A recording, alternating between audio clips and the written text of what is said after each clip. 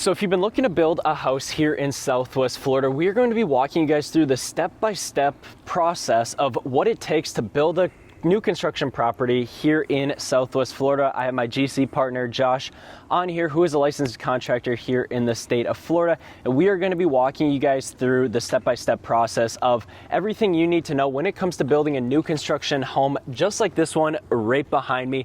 And if you guys are looking to build a new construction home here and you guys want more information on the overall process or just want to speak to Josh or I, our link is down in the description down below, and you guys can join our exclusive email VIP list for all the new construction here in Southwest Florida. So Josh, I will let you take it away right now about talking about the process of, for example, what it takes to build a custom home just like this one. Alrighty guys, and he hit the nail on the head there, custom home.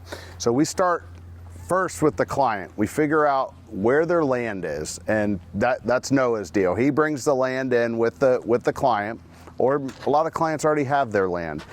Then we sit down, make rough sketches with them to figure out, okay, what do they need? What do they want? How many bedrooms? How big?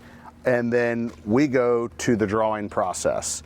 Now that's typically the longest process we have because it goes back and forth with the engineer, what will fit on the lot.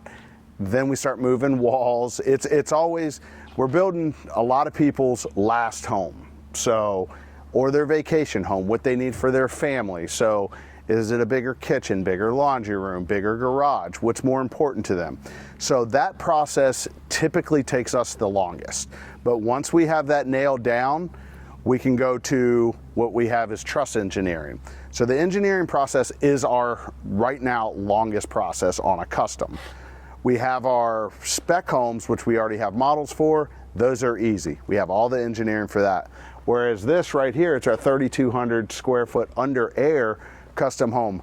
I think this one, Noah, took us what, 6 months to design? 6 months, yeah. Yeah, just the homeowner made a lot of tweaks, but we did a lot of thought process into it. What's gonna make it look better, the aesthetics, every little thing you have to think of on that paper to replicate this. So once we have the engineering, then we go to permitting. Permitting on this one, I think, took right at 4 weeks. Right when we were out of permitting, we met with our arborist, where this was already a cleared lot, but we have to do the due diligence with the town. So went over with the arborist. He told us, with the land clearing guy, what needed to be done. We cleared the lot, and once we cleared the lot, we're off to the races. We're gonna start our foundation, our form boards, and our underground utilities, which is all our drain lines, water lines, electrical lines for our floor outlets, island, things of that sort. Once we have that, we pour our concrete and we're able to build our structure.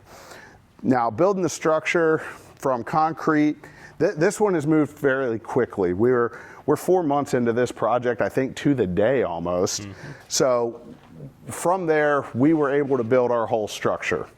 That's pretty much what we call phase 2 or 3 of the project, because engineering, planning, that's phase 1. So once we get to this point, we have our roof all dried in. That way, our mechanicals can start to go. That's just another step of the process. Now, our mechanicals are our second plumbing rough, where we start running for all our stub outs, water filtration, which this one's gonna be inside the garage because we're an oversized garage. It'll prolong the life of all the equipment, all our sinks, washers, dryers, AC. That's another part of the mechanicals, which we call MEPs.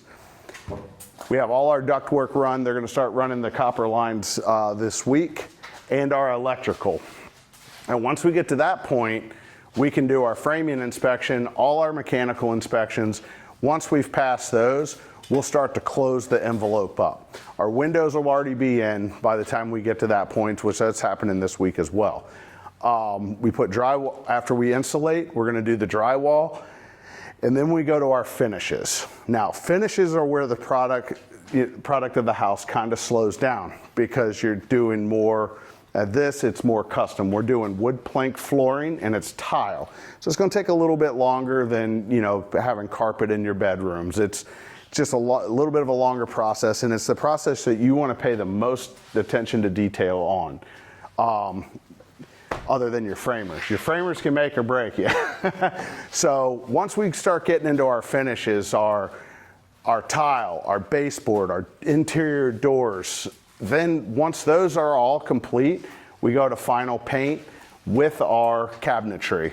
So how long does it take typically from the pad being poured to sheetrock? How long would you say that typically takes on About 6 months. Okay. On this one, we're looking at about 6 months for us to get to that point. And once we're to that point, after sheetrock, that's when we start moving in and you get to see what I call the jewelry of the house. All the fine finishes that are gonna go in and really make it a home. So if you come in here, we're gonna have a big kitchen right in here.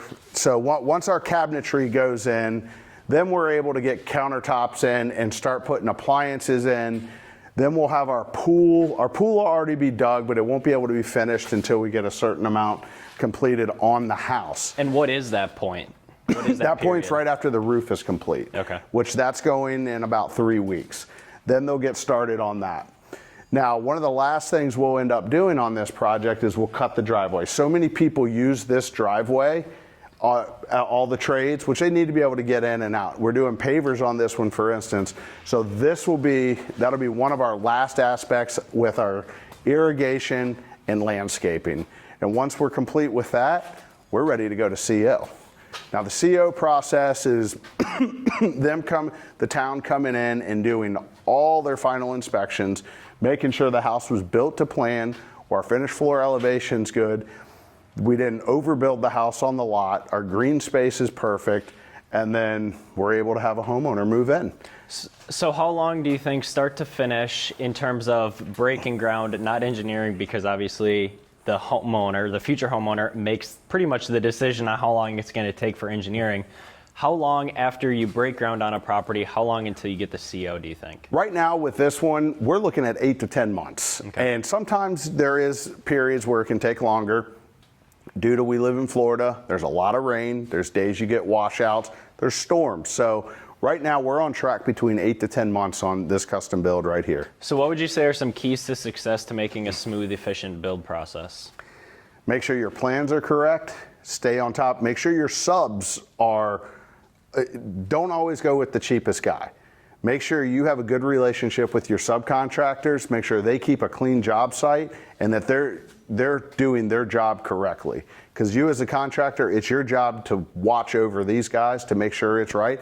And if they're doing their job right, this whole product's gonna turn out perfect and right.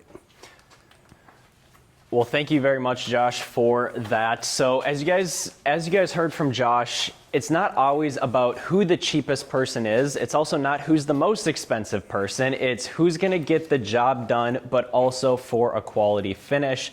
And that was the key to success on all of our builds, is mainly finding the quality subs that we need to keep a clean job site and also make sure that we have no issues during the build process. So if you guys have any questions about building a custom home here in Southwest Florida, specifically Sarasota County, you guys can reach out to us with our contact information down below. And you guys can join our exclusive VIP email list, where all we do is talk about all the new construction here in the area. And since I am a residential real estate broker, we also share with you all the other new construction homes going on in the area. So with all that being said, we appreciate you guys checking out this video, just like all of our other videos, and we will catch you guys all on the next one.